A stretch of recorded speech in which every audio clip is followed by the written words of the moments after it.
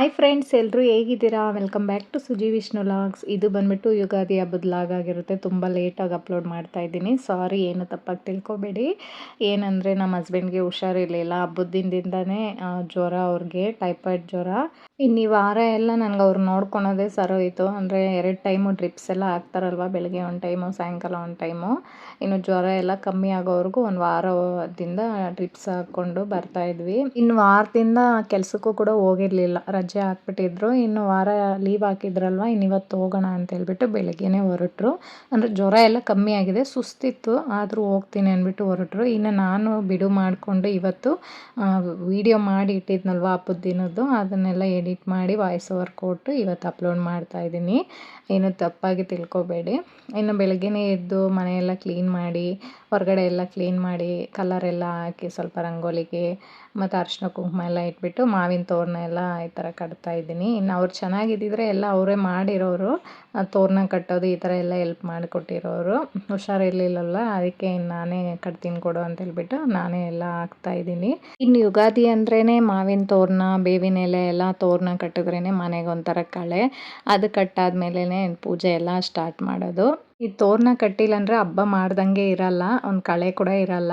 ಇನ್ನು ನಮ್ಮ ಹಸ್ಬೆಂಡೇ ಎತ್ತಿ ಕೊಡ್ತಾಯಿದ್ರು. ಇನ್ನು ಭತ್ತದ ತೋರಣ ಬರುತ್ತಲ್ವ, ಅದು ಎತ್ತಿಟ್ಬಿಟ್ಟಿದ್ದೆ. ಏನಂದರೆ ಲಾಸ್ಟ್ ಟೈಮು ಹಾಕಿದ್ದೆ, ಇಲಿಗಳೆಲ್ಲ ಹೋಗಿ ಕಚ್ಚಿ ಎಲ್ಲ ಉದುರಿಸಿ ತಿಂದ್ಬಿಡ್ತಾಯಿತ್ತು. ಇದು ಇಟ್ಟಿದ್ದರೆ ಯಾವಾಗೋ ಖಾಲಿ ಆಗಿಬಿಟ್ಟಿರೋದು ಇಲಿಗಳಿಂದ. ಈ ಕಡೆ ಬಲಗಡೆ ಬಂದುಬಿಟ್ಟು ಮನಿ ಪ್ಲ್ಯಾಂಟ್ ಇಟ್ಟಿದ್ದೆ, ಲಾಸ್ಟ್ ವಿಡಿಯೋದಲ್ಲೆಲ್ಲ ನೋಡಿ. ಅದು ಉದ್ದ ಬೆಳೆದಿತ್ತಲ್ವ, ಅದ್ರ ಮೇಲೆ ಹತ್ತಿ ಭತ್ತನ ತಿಂತಾಯಿತ್ತು. ಈ ಟೈಮು ಮನಿ ಪ್ಲ್ಯಾಂಟ್ ಎಲ್ಲ ಒಣಗೋಗಿತ್ತಲ್ವ, ಇನ್ನು ಮೇಲೆ ಹತ್ತಕ್ಕಾಗಲ್ಲ ಅಂದ್ಬಿಟ್ಟು ಅದು ಭತ್ತದ ತೋರಣ ಹಾಕಿದೆ. ಅದು ಹಾಕಿದ ತಕ್ಷಣವೇ ಒಂಥರ ಕಳೆ, ಎಷ್ಟು ಚೆನ್ನಾಗಿತ್ತು ನೋಡೋದಕ್ಕೆ. ಇನ್ನು ಇವತ್ತು ಬಂದುಬಿಟ್ಟು ಉಗಾದಿ ಪಚ್ಚಡಿ ಮಾಡೋಣ ಅಂತ ಹೇಳ್ಬಿಟ್ಟು ಎಲ್ಲ ರೆಡಿ ಮಾಡ್ತಾಯಿದ್ದೀನಿ.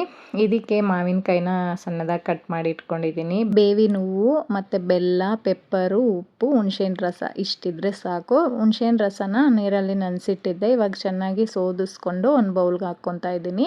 ಇದು ಮಡಿಕೆಯಲ್ಲಿ ಮಾಡ್ಕೊಬೇಕು, ಮಡಿಕೆ ಇಲ್ಲ, ಅದಕ್ಕೋಸ್ಕರ ಒಂದು ಬೌಲಲ್ಲಿ, ಹೊಸ ಬೌಲಲ್ಲಿ ಮಾಡ್ಕೊತಾ ಇದ್ದೀನಿ. ಇವಾಗೆಲ್ಲ ಮಿಕ್ಸ್ ಮಾಡ್ಕೊತಾ ಇದ್ದೀನಿ. ಹುಣಸೆಹಣ್ಣು ರಸ ಮತ್ತು ಬೆಲ್ಲ ಮತ್ತು ಕಟ್ ಮಾಡಿರೋ ಮಾವಿನಕಾಯಿ, ಪೆಪ್ಪರು, ಉಪ್ಪು ಮತ್ತು ಬೇವಿನ ಹೂವು ಇದೆಲ್ಲ ಹಾಕಿ ನೀರು ಹಾಕಿ ಈ ಥರ ಮಿಕ್ಸ್ ಮಾಡಿಕೊಂಡ್ರೆ ಉಗಾದಿ ಪಚ್ಚಡಿ ರೆಡಿ ಆಗೋಯಿತು. ನಮ್ಮ ಲೈಫಲ್ಲಿ ಕಷ್ಟ, ಸುಖ, ದುಃಖ ಎಲ್ಲ ಇದ್ರೇ ಲೈಫ್ ಚೆನ್ನಾಗಿರೋದು. ಅಂದರೆ ಉಪ್ಪು, ಖಾರ, ಹುಳಿ, ಸಿಹಿ, ಕಹಿ ಎಲ್ಲ ಇದ್ರೇ ಲೈಫ್ ಚೆನ್ನಾಗಿರೋದು. ಅದಕ್ಕೋಸ್ಕರ ಇದು ಮಾಡೋದಷ್ಟೇ. ಎಲ್ಲರ ಲೈಫಲ್ಲೂ ಅಷ್ಟೇ, ಕಷ್ಟ, ಸುಖ, ಸಂತೋಷ ಎಲ್ಲರೂ ಇರಲಿ ಅಂದ್ಬಿಟ್ಟು ಆ ದೇವರಲ್ಲಿ ಮನಸ್ಫೂರ್ತಿಯಾಗಿ ಕೋರ್ತೀನಿ. ಹಾಗೆ ಎಲ್ಲರಿಗೂ ಯುಗಾದಿ ಹಬ್ಬದ ಆರ್ಥಿಕ ಶುಭಾಶಯಗಳು. ಲೇಟಾಗಿ ತಿಳಿಸ್ತಾ ಇದ್ದೀನಿ ಅಂದ್ಬಿಟ್ಟು ತಪ್ಪಾಗಿ ತಿಳ್ಕೊಬೇಡಿ, ಯಾಕಂದರೆ ವಿಡಿಯೋ ಅಪ್ಲೋಡ್ ಮಾಡ್ತಾ ಇರೋದೇ ಇವತ್ತಲ್ವ. ಯುಗಾದಿ ಪಚ್ಚಡಿ ಎಲ್ಲ ಮಾಡಿಬಿಟ್ಟು ನೈವೇದ್ಯಕ್ಕೆ ಆಲ್ರೆಡಿ ಬೆಳಗ್ಗೆನೇ ಎಲ್ಲ ದೇವ್ರ ಪಾತ್ರೆ ಎಲ್ಲ ತೊಳೆದು ಎಲ್ಲ ರೆಡಿ ಮಾಡಿ ಇಟ್ಬಿಟ್ಟಿದ್ದೆ, ಎಲ್ಲ ಅಲಂಕಾರ ಮಾಡಿ. ಇನ್ನು ನಮ್ಮ ಹಸ್ಬೆಂಡ್ಗೆ ಹುಷಾರಿಲ್ಲ ಅಂದರು, ಪಾಪ ಸ್ನಾನ ಮಾಡ್ಕೊಂಬಂದರು. ಇನ್ನು ಇವಾಗ ಅದು ಟೇಸ್ಟ್ ಮಾಡ್ತಾಯಿದ್ದೀರಿ. ಪೂಜೆ ಎಲ್ಲ ಮಾಡಿದ್ದಾಯ್ತು, ಇಬ್ಬರು ಟೇಸ್ಟ್ ಮಾಡಿ ನೋಡ್ತಾಯಿದ್ದೀರಿ, ತುಂಬ ಚೆನ್ನಾಗಿತ್ತು. ಇನ್ನು ಇವಾಗ ಬೇವು ಬೆಲ್ಲ ಇಬ್ಬರು ತಿಂತಾಯಿದ್ದೀರಿ. ಯಾವಾಗ ಇದು ಮಿಸ್ ಮಾಡಲ್ಲ, ಬೇವು ಬೆಲ್ಲ ತಿಂದು ಅವರ ಆಶೀರ್ವಾದ ತಗೊತೀನಿ. ಇನ್ನು ನಿಮಗೂ ಕೂಡ ದೇವರು ಒಳ್ಳೇದು ಮಾಡಲಿ ಅಂದ್ಬಿಟ್ಟು ಮನಸ್ಫೂರ್ತಿಯಾಗಿ ಬೇಡ್ತಾ ಇದ್ದೀನಿ. ಇನ್ನಿವಾಗ ಹಬ್ಬದ ಅಡುಗೆ ಮಾಡೋಣ ಅಂತ ಹೇಳ್ಬಿಟ್ಟು ಇವಾಗ ಕಿಚನ್ಗೆ ಬಂದಿದ್ದೀನಿ. ಬೆಳಿಗ್ಗೆ ಬಂದುಬಿಟ್ಟು ಬ್ರೇಕ್ಫಾಸ್ಟ್ಗೆ ಇಡ್ಲಿ ಮಾತ್ರ ಮಾಡಿಕೊಟ್ಟಿದ್ದೆ, ವಡೆ ಮಾಡಿದ್ದೆ. ಇನ್ನಿವಾಗ ಒಬ್ಬಟ್ಟು ಮಾಡೋಣ ಅಂತೇಳ್ಬಿಟ್ಟು ಕಡಲೆಬೇಳೆ ತೊಳೆದು ಕುಕ್ಕರ್ಗೆ ಹಾಕ್ತಾಯಿದ್ದೀನಿ. 1 ಕಪ್ ಆಗೋಷ್ಟು ತೊಗೊಂಡಿದ್ದೀನಿ ನಾನು. ಯುಗಾದಿ ಹಬ್ಬ ಅಂದ್ರೇ ಒಬ್ಬಟ್ಟಿಲ್ಲ ಅಂದರೆ ಅದು ಹಬ್ಬ ಕಂಪ್ಲೀಟೇ ಆಗಲ್ವಲ್ಲ, ಅದಕ್ಕೋಸ್ಕರ ಒಬ್ಬಟ್ಟು ಮಾಡ್ತಾಯಿದ್ದೀನಿ. ಇನ್ನು ಈ ಕಡೆ ಬಂದುಬಿಟ್ಟು ನುಗ್ಗೆಕಾಯಿ ಸಾಂಬಾರು ಮಾಡೋಣ ಅಂದ್ಬಿಟ್ಟು ನುಗ್ಗೆಕಾಯಿ ಎಲ್ಲ ಕಟ್ ಮಾಡಿ ಇಟ್ಕೊತಾ ಇದ್ದೀನಿ. ಇನ್ನು ಮಾವಿನಕಾಯಿನೂ ತೊಗೊಂಬಂದಿದ್ನಲ್ವ, ಸ್ವಲ್ಪ ಮಾವಿನಕಾಯಿ ಚಿತ್ರಾನ್ನ ಕೂಡ ಮಾಡೋಣ ಅಂದ್ಬಿಟ್ಟು ಅದಕ್ಕೆ ಏನೇನು ಬೇಕೋ ಎಲ್ಲ ರೆಡಿ ಮಾಡ್ಕೊತಾ ಇದ್ದೀನಿ. ಮಾವಿನಕಾಯಿನ ಕೂಡ ತುರಿದು ಇಟ್ಕೊತಾ ಇದ್ದೀನಿ. ಈರುಳ್ಳಿ, ಟೊಮೆಟೊ ಎಲ್ಲ ಕಟ್ ಮಾಡಿಕೊಂಡು ಇಟ್ಕೊತಾ ಇದ್ದೀನಿ. ಇನ್ನು ಈ ಕಡೆ ಅನ್ನಗೂ ಕೂಡ ಇಟ್ಬಿಟ್ಟಿದ್ದೆ. ಇನ್ನು ಈ ಕಡೆ ನೋಡಿ ಬೇಳೆ ಕೂಡ ಬೆಂದೋಗಿದೆ. ಬೇಳೆನ ರುಬ್ಬದಿರ ಊರ್ನೆಲ್ಲ ರೆಡಿ ಮಾಡ್ತೀನಿ ನೋಡಿ, ಯಾವ ಥರ ಮಾಡೋದು ಅಂದ್ಬಿಟ್ಟು ನಿಮಗೂ ಶೇರ್ ಮಾಡ್ತೀನಿ. ಇನ್ನು ಸಾಂಬಾರು ಮಾಡೋದಕ್ಕೆ ತೊಗರಿಬೇಳೆ ಒಂದು ಅರ್ಧ ಕಪ್ ತೊಗೊಂಡು ಚೆನ್ನಾಗಿ ತೊಳ್ಕೊಂಡು ನೀರು ಒಂದು 2 ಗ್ಲಾಸ್ ಹಾಕ್ಕೊಂಡಿದ್ದೀನಿ. 2 ಟೊಮೆಟೊ, 1 ಈರುಳ್ಳಿ, ಹಸಿಮೆಣ್ಸಿನ್ಕಾಯಿ, ಕರಿಬೇವು ಸೊಪ್ಪು, ಸ್ವಲ್ಪ ಅರಿಶಿನ ಪುಡಿ ಹಾಕಿ ಒಂದು 4-5 ವಿಸಿಲ್ ಬೇಯಿಸ್ಕೊತಾ ಇದ್ದೀನಿ ಬೇಳೆನ.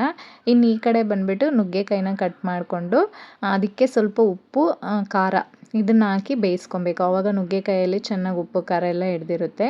ಇನ್ನು ಈ ಕಡೆ ಅನ್ನಗೂ ಕೂಡ ರೆಡಿ ಆಯಿತು. ನುಗ್ಗೆಕಾಯಿ ಬೇಯೋದಕ್ಕೆ ಇಟ್ಟಿದ್ದೀನಿ. ಇನ್ನೊಂದು ಕಡೆ ಮಾವಿನಕಾಯಿ ಚಿತ್ರಾನ್ನ ಮಾಡೋಣ ಅಂದ್ಬಿಟ್ಟು ಎಣ್ಣೆ, ಸಾಸಿವೆ, ಜೀರಿಗೆ, ಕಡಲೆಬೇಳೆ, ಉದ್ದಿನಬೇಳೆ, ಕಡಲೆಬೀಜ, ಹಸಿಮೆಣ್ಸಿನ್ಕಾಯಿ, ಒಣಗಿದ ಮೆಣಸಿನ್ಕಾಯಿ, ಕರಿಬೇವು ಸೊಪ್ಪು ಇಷ್ಟನ್ನ ಹಾಕಿ ಫ್ರೈ ಮಾಡ್ಕೊತಾ ಇದ್ದೀನಿ. ಸ್ವಲ್ಪ ಕಲರ್ ಚೇಂಜ್ ಆದಮೇಲೆ ಉಪ್ಪು, ಅರಿಶಿನ ಪುಡಿ ಹಾಕಿ ಫ್ರೈ ಆದಮೇಲೆ ಮಾವಿನಕಾಯಿ ತುರಿದಿದ್ರಲ್ವ ಅದನ್ನು ಹಾಕಿ ಫ್ರೈ ಮಾಡಿಕೊಂಡ್ರೆ ರೆಡಿ ಆಗೋಯಿತು. ಇನ್ನು ಕುಕ್ಕರಲ್ಲಿ ಬೇಳೆ ಬೇಯೋದಕ್ಕೆ ಇಟ್ಟಿದ್ನಲ್ವ ಅದು ಕೂಡ ಬೆಂದಿತ್ತು. ಇವಾಗ ಚೆನ್ನಾಗಿ ಬಸ್ಕೊಂಡು ನುಗ್ಗೆಕಾಯಿನ ಬೇಯಿಸೋಕೆ ಇಟ್ಟಿದ್ನಲ್ವ ಆ ಬೆಂದಿರೋ ನುಗ್ಗೆಕಾಯಿ 2 ಟೇಬಲ್ ಸ್ಪೂನ್ ಸಾಂಬಾರು ಪುಡಿ, ಉಪ್ಪು, ನೀರು ಎಷ್ಟು ಬೇಕೋ ಅಷ್ಟು ನೋಡಿಕೊಂಡು ಮತ್ತೆ ಒಂದು 10 ನಿಮಿಷ ಬೇಯಿಸ್ಕೊಂಡ್ರೆ ರೆಡಿ ಆಗೋಯಿತು. ಇನ್ನು ಇದಕ್ಕೆ ಬಂದುಬಿಟ್ಟು ಒಗ್ಗರಣೆ ಹಾಕ್ಕೊಂಡ್ರೆ ರೆಡಿ ಆಗೋಯಿತು. ತುಂಬಾ ಟೇಸ್ಟಾಗಿರುತ್ತೆ, ಒಂದ್ಸರಿ ಟ್ರೈ ಮಾಡಿ ನೋಡಿ. ಇನ್ನು ಮಾವಿನಕಾಯಿ ಚಿತ್ರಾನ್ನಗೆ ಮಾವಿನಕಾಯಿ ಕೂಡ ಚೆನ್ನಾಗಿ ಫ್ರೈ ಆಗಿತ್ತು. ಇವಾಗ ಅನ್ನ ಎಲ್ಲ ಮಾಡಿ ತಣ್ಣಗಾಗೋದಕ್ಕೆ ಬಿಟ್ಟಿದ್ದೆ. ಇವಾಗ ಅನ್ನನ ಹಾಕ್ಬಿಟ್ಟು ಮಿಕ್ಸ್ ಮಾಡಿಕೊಂಡ್ರೆ ರೆಡಿ ಆಗೋಯಿತು. ತುಂಬಾ ಟೇಸ್ಟಾಗಿರುತ್ತೆ. ಸಿಂಪಲ್ಲಾಗಿ ಮಾವಿನಕಾಯಿ ಚಿತ್ರಾನ್ನನ ಈ ಥರ ಮಾಡಿ ನೋಡಿ. ಇನ್ನು ಎಣ್ಣೆ ಕಾಯಕ್ಕೆ ಇಟ್ಬಿಟ್ಟು ಉದ್ದಿನ ವಡೆಗೆಲ್ಲ ಬೆಳಗ್ಗೆನೇ ರೆಡಿ ಮಾಡಿ ಇಟ್ಟಿದ್ನಲ್ಲ, ವಡೆ ಕೂಡ ಮಾಡಿಕೊಂಡೆ. ಇನ್ನು ಸಾಂಬಾರು ಕೂಡ ರೆಡಿ ಆಗಿತ್ತು. ಅದಕ್ಕೆ ಲಾಸ್ಟಲ್ಲಿ ಕೊತ್ತಂಬರಿ ಸೊಪ್ಪು ಹಾಕ್ಬಿಟ್ಟು ಇನ್ನು ಒಗ್ಗರಣೆ ಕೊಟ್ಕೊತಾ ಇದ್ದೀನಿ. ಎಣ್ಣೆ, ಸಾಸಿವೆ, ಈರುಳ್ಳಿ, ಒಣಗಿದ ಮೆಣಸಿನ್ಕಾಯಿ, ಕರಿಬೇವು ಸೊಪ್ಪನ್ನ ಹಾಕಿ ಒಗ್ಗರಣೆ ಕೊಟ್ಟೆ. ಇನ್ನು ನಮ್ಮ ಹಸ್ಬೆಂಡ್ಗೂ ಕೂಡ ಹೊಟ್ಟೆ ಹಸಿವು ಆಗ್ತಾ ಇದೆ ಅಂತ ಹೇಳ್ತಾ ಇದ್ರು. ಅದಕ್ಕೆ ಅವ್ರಿಗೆ ಊಟ ಬಡಿಸ್ಕೊಟ್ಬಿಡ್ತಾ ಇದ್ದೀನಿ. ಫಸ್ಟು ತಿನ್ನಲಿ, ಇನ್ನು ವಡೆ, ಚಿತ್ರಾನ್ನ, ಅನ್ನ ಸಾಂಬಾರೆಲ್ಲ ರೆಡಿ ಆಗಿತ್ತಲ್ಲ, ಇದು ತಿನ್ನಲಿ, ಆಮೇಲೆ ಬೇಕಾದ್ರೆ ಒಬ್ಬಟ್ಟು ಮಾಡೋದು ಕ್ಯಾನ್ಸಲ್ ಆಗಿಬಿಡ್ತು. ಹೂರ್ಣ ಹೋಳಿ ಅಂದರೆ ಹೋಳಿಗೆ ಹೂರ್ಣ ಬರುತ್ತೆ ನೋಡಿ, ಅದು ಮಾಡ್ಕೊಳ್ಳೋಣ ಅಂದ್ಕೊಂಡು ಊಟ ಕೂಡ ಮಾಡ್ಕೊಂಬಿಟ್ರಿ. ಇನ್ನು ಇವಾಗ ಮಾಡ್ತಾ ಇದ್ದೀನಿ, ಹೂರ್ಣ ರೆಡಿ ಮಾಡ್ತಾ ಇದ್ದೀನಿ. ಆವಾಗಲೇ ಬೇಳೆ ಬೇಯಿಸಿಟ್ಟಿದ್ರಲ್ವ ಅದನ್ನು ಮತ್ತೆ ಬಿಸಿ ಮಾಡಿ ಈ ಥರ ಬಿಸಿ ಇರಬೇಕಾದ್ರೇ ಈ ಥರ ಬಾಣಲಿಗೆ ಹಾಕ್ಕೊಂಡು ಈ ಥರ ಗುತ್ತಿ ಬರುತ್ತಲ್ವ, ಪಪ್ಪು ಗುತ್ತಿ, ಅದರಲ್ಲಿ ಈ ಥರ ಮಾಡ್ಕೊಂಡ್ರೇ ಸಾಕು, ಪುಡಿ ಆಗಿಬಿಡುತ್ತೆ, ಮಿಕ್ಸಿಗೆ ಹಾಕೋದೇ ಬೇಡ. ಇನ್ನು ಇವಾಗ ನೋಡಿ ಎಲ್ಲ ಈ ಥರನೇ ಸ್ವಲ್ಪ ಸ್ವಲ್ಪ ಹಾಕ್ಕೊಂಡು ಪಪ್ಪು ಗುತ್ತಿಯಲ್ಲಿ ಈ ಥರ ಮ್ಯಾಶ್ ಮಾಡ್ಕೊಬೇಕು ಬೇಳೆ ಎಲ್ಲ. ಇವಾಗ ನೋಡಿ ಎಲ್ಲ ರೆಡಿ ಮಾಡಿ ಇಟ್ಕೊಂಡಿದ್ದೀನಿ ಬೇಳೆನ, ಅಂದರೆ ಮಿಕ್ಸಿಗೆ ಹಾಕೋದೇ ಬೇಡ, ನಾವು ರುಬ್ಬೋದೇ ಬೇಡ, ಅಷ್ಟು ಚೆನ್ನಾಗಿ ನುಣ್ಣಗಾಗುತ್ತೆ. ಇವಾಗ ಒಂದು ಬಾಣಲಿ ಇಟ್ಕೊಂಡು ಸ್ಟವ್ ಮೇಲೆ 1 ಕಪ್ ಆಗೋಷ್ಟು ಬೆಲ್ಲನ ತೊಗೊಂಡಿದ್ದೀನಿ. ಬೆಲ್ಲ ಎಲ್ಲ ಕರ್ಗಾದ್ಮೇಲೆ ಇವಾಗ ಬೇಳೆ ಎಲ್ಲ ಪುಡಿ ಮಾಡಿ ಇಟ್ಕೊಂಡಿದ್ರಲ್ಲ ಅದನ್ನು ಸೇರಿಸ್ಕೊಂಡು ಚೆನ್ನಾಗಿ ಈ ಥರ ಮಿಕ್ಸ್ ಮಾಡ್ಕೊಬೇಕು.